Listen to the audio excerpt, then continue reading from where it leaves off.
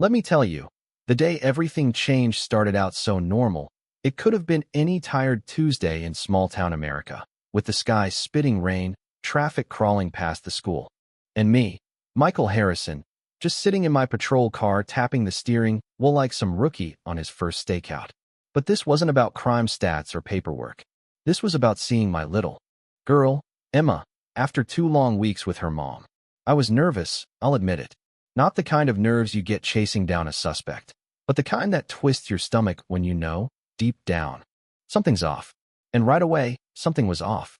She came out last, raincoat hanging heavy, face pale, and those big brown eyes, the ones that usually lit up when she saw me, just looked tired. "Hey, sunshine," I called, trying to play it cool, kneeling down to hug her, but she barely hugged back. Her voice was quiet. She didn't talk about her mom's house, didn't say much of anything. Just stared out the window while I drove her home, the wipers dragging across the glass like a metronome for my growing dread. Dinner was her favorite, star-shaped chicken nuggets, sweet potato fries. She picked at it. I finally asked, "You feeling okay?" And she looked up, cheeks flushed, and whispered, "My belly's growing, Daddy." And right there, something cold slid down my spine. She said it started at her mom's, that her stomach hurt, that her mom's boyfriend, David, told her it was from too many cookies, but then she trailed off, voice so small it barely made a dent in the kitchen air. I tucked her in, checked her temperature, no fever, but when she rolled over, I saw it. Her belly really was swollen. That's when I dropped everything and called Dr. Susan Miller, who's been Emma's doc since birth. We were in her office before breakfast, Emma shuffling, quiet as ever. Dr. Miller is sharp. She didn't say much, just did her exam, asked Emma some questions, then pulled me aside. "There's swelling. We need blood tests and ultrasound. I want you to stay calm for her, Mike." Yeah, easier said than done. Waiting for those test results, the world just felt wrong. Like I was stuck behind glass, watching life unfold on the other side. When the doctor came back, she said the word no parent ever wants to hear: tumor. "We don't know if it's cancer yet," she said. "We need to call in a specialist. I also want to run toxicology tests." Why? Because Emma mentioned something about special juice David gave her. He was doing experiments, she said. Chemistry projects, according to Sarah. But Emma described a basement full of bottles and tubes, drinking something that tasted yucky, sometimes green, sometimes red.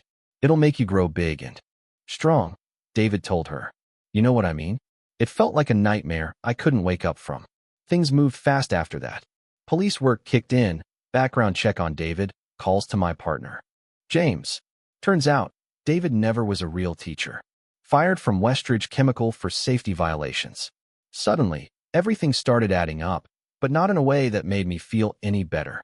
Tests came back. Emma had been exposed to industrial solvents, stuff no kid should ever be around, much less ingest. The tumor? Direct result. What followed was a blur of hospital rooms, legal meetings, and late nights watching Emma sleep while the world outside moved on. Mr. Wilson, this sweet old man who volunteered at the hospital, started reading to her every afternoon. Claire, her nurse, brought paper birds and coffee and stories about her own daughter who died from cancer. You start seeing, in moments like that, how many people are fighting their own quiet battles. How much help there really is if you let yourself accept it.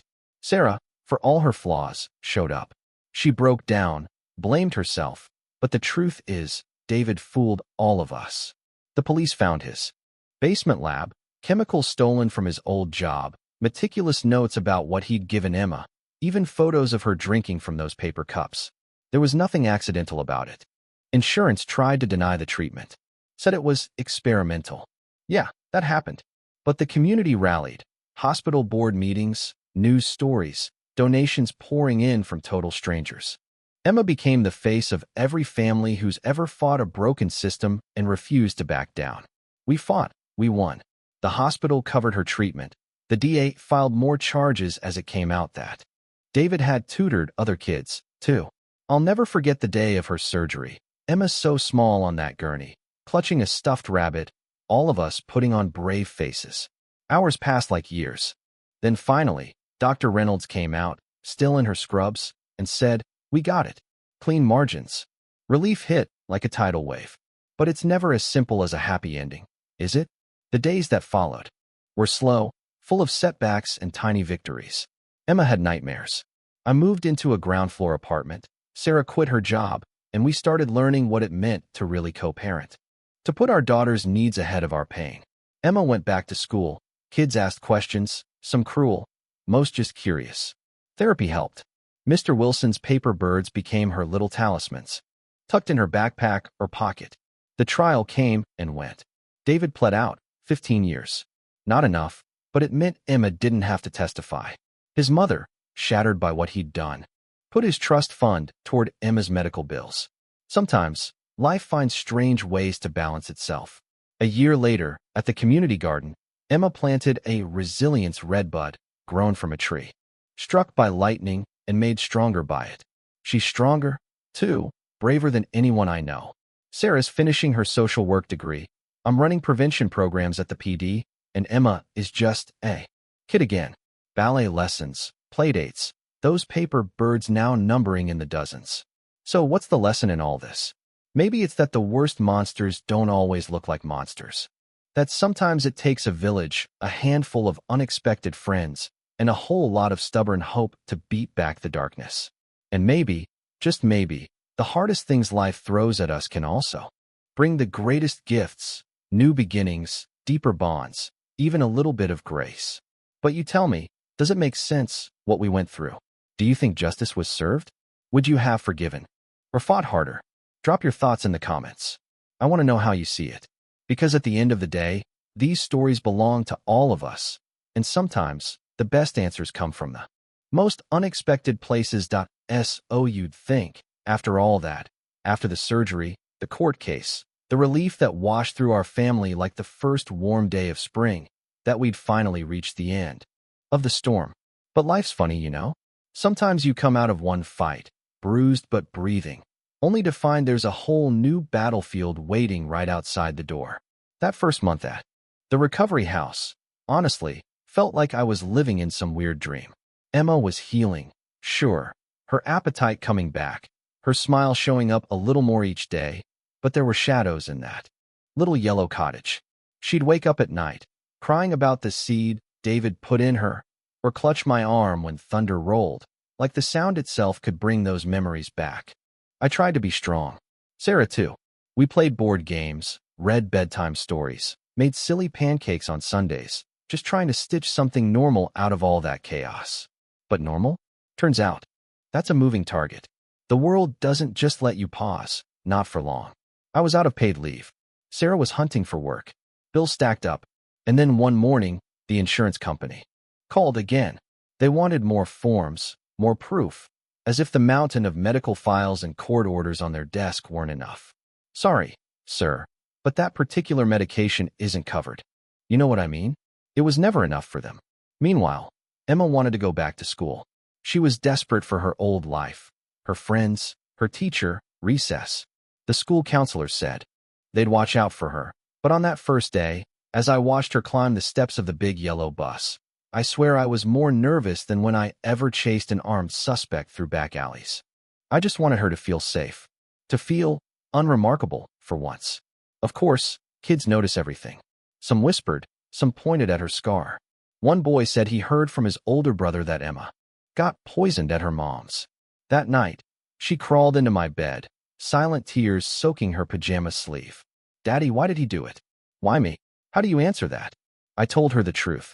As much as I could. Some people are broken inside, honey. And sometimes, they do terrible things to others. But that's not your fault. It never was. She nodded, but I could see it. Kids carry the weight of our failures, even when they don't understand them. But here's the twist I never saw coming. The real, unexpected shift. One afternoon, about a month after surgery, my phone buzzed. Detective Morales. Mike, you got a minute? You might want to come down here. I walked into the station and found Morales talking with Elaine Collins, David's mother. She looked like she hadn't slept in weeks, eyes hollow, hands clutching a battered manila envelope. I found these, she said, voice barely above a whisper. Inside were David's journals, meticulous, detailed, cold. Not just notes about Emma, but records of experiments he'd tried to run on other neighborhood kids under the guise of science tutoring. Turns out, he'd been at it for longer than any of us guessed. Emma was just the one who suffered most. That evidence blew the case wide open. The DA pressed additional charges, multiple counts, not just against Emma, but 3 other families who came forward. It rocked the whole community. There was outrage, sure, but also this strange kind of solidarity. Folks who'd never spoken to me before were suddenly showing up at our door with casseroles, with offers to babysit, with donations for Emma's care. Elaine Collins did something else that changed everything. She set up David's entire trust fund for Emma and the other victims. "I can't undo what my son did," she told me, "but I can try to help you heal." That floored me. She didn't owe us a thing, but in her own way, she was trying to put something right. And somehow, through all that, Emma got stronger. Sure, there were setbacks, nightmares, doctor's visits, moments where she clung to Sarah or me and wouldn't let go. But she also started to laugh again. Started to ask when she could see her friends. She made a little club at school for any kid who felt scared or different. She taught them how to fold paper birds, like Mr. Wilson showed her, and said the birds were for bravery. Sarah found purpose again, too. She signed up for night classes, said she wanted to finish her degree in social work. If I'd known the signs. Maybe, she started to say once, then stopped herself. But I saw it. She was fighting her own way, turning regret into action. Me? I went back to the force, but not to the same old routine. I asked for a transfer to crimes against children, used what we'd been through to help other families, developed a school program about chemical safety, started talking at PDA meetings. It felt good, finally, to turn pain into purpose. And then came the next chapter, 1 year out from that awful night. The town hosted a community planting day, and Emma, now officially cancer-free, was there in the dirt with her friends, planting a resilience redbud tree in the middle of the park. Mr. Wilson, as promised, brought the first watering can. Sarah was there, so was Claire, and Detective Morales, now a youth soccer coach. Someone from the local news asked Emma what she'd learned this year. She thought about it a long time, hair blowing in the breeze, face full of 7-year-old wisdom. "I learned that even when something bad happens, you can grow again," she said. "Just like this tree. Sometimes, I stand at that park in the evenings, watching Emma chase her friends, and it hits me, the quiet miracle of survival. All those paper birds, fluttering from tree branches, a little army of hope. The monsters didn't win. We did. But hey, maybe you see it differently. Would you have forgiven Elaine? Could you rebuild after something like this? Drop your thoughts in the comments. And if you know someone fighting their own uphill battle, tell them about Emma's tree, about how sometimes the strongest roots come from surviving the storm. Because in the end, that's what family is, a patchwork of scars and second chances, stitched together by love, stubbornness, and the hope that tomorrow really can be better than today.